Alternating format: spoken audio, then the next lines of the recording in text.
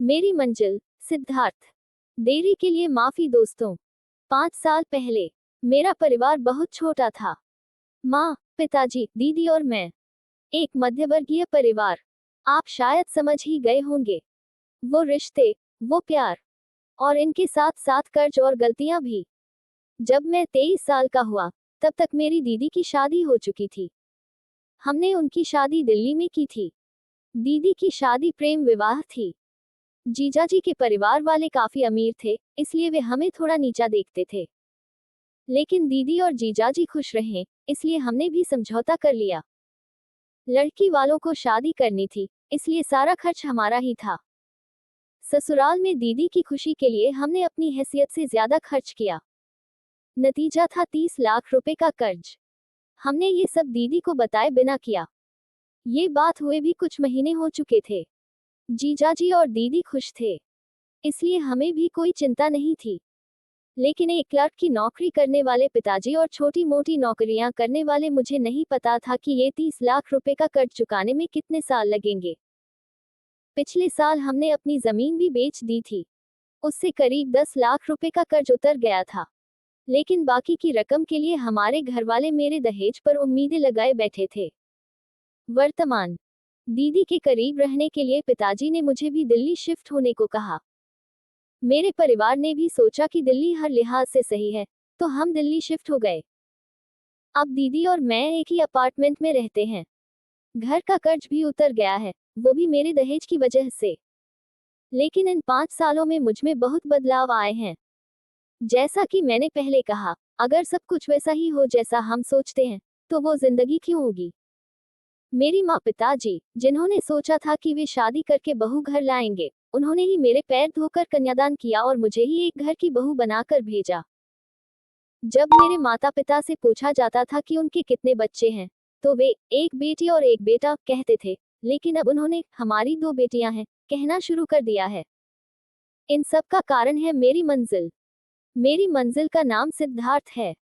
मेरा नाम है नीलिमा सिद्धार्थ। दीदी की शादी को 6 महीने हो चुके हैं। हमारी स्थिति भी वैसी ही है। मुश्किल तो कुछ नहीं है, लेकिन सब कुछ ठीक भी नहीं है। अजीब प्रस्ताव। ये सब चल ही रहा था कि हमारे घर एक रिश्ता आया।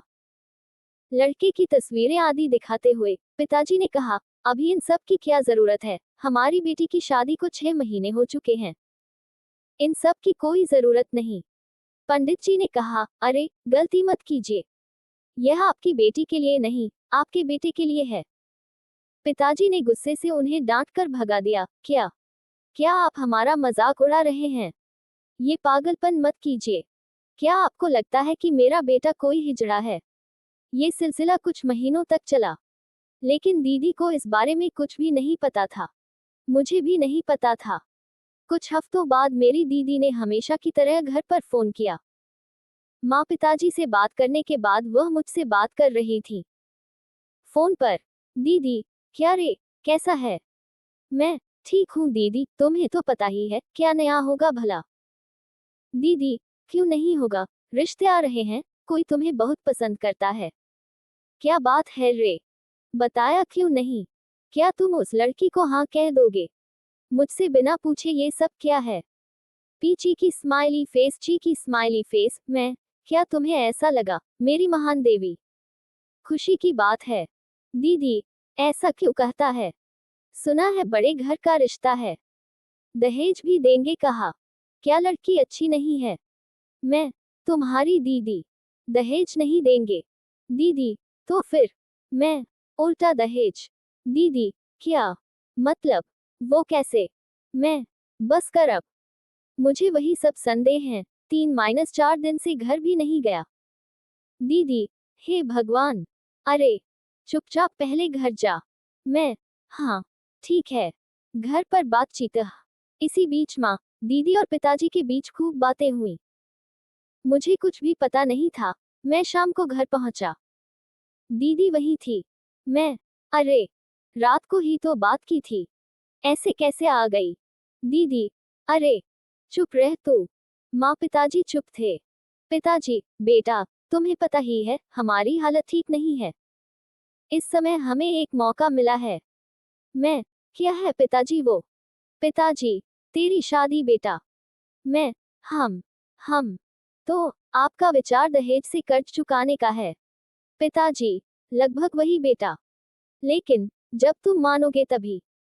मैं, हाँ, ये क्या पिताजी? पैसे मिल रहे हों तो कौन मना करता है? मुझे ठीक है कोई भी रिश्ता जहाँ पैसे मिल रहे हों। पिताजी, बेटा, यही पे पेच है। मैं, मतलब, दीदी, मतलब, वो, हम, कैसे बताऊं?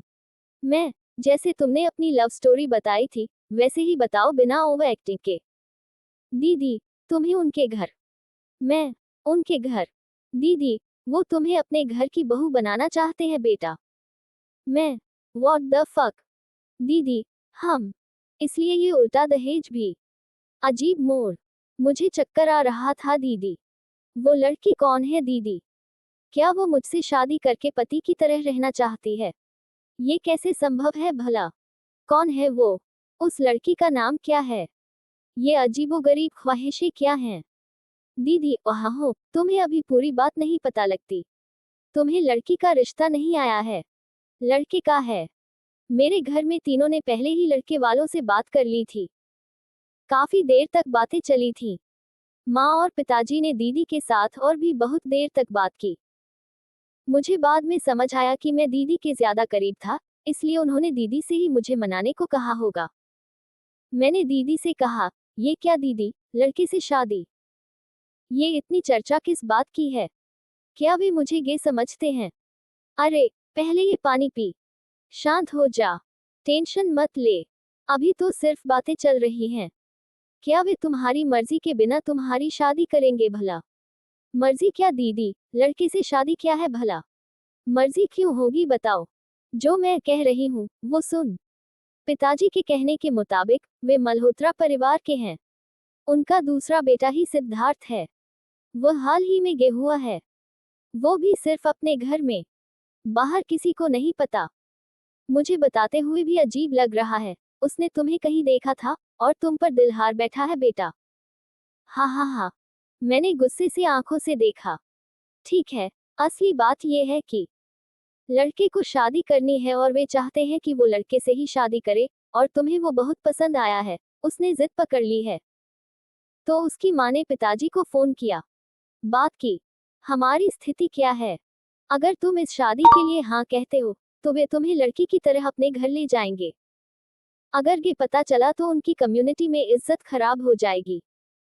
अगर हम यहीं रहे तो हम भी परेशानी में पड़ेंगे, इसलिए पूरी तरह से दूसरे शहर। लेकिन ये सब तुम्हें पसंद आए तभी। मैंने उससे खुद बात की है। कम से कम शादी के लिए देख तो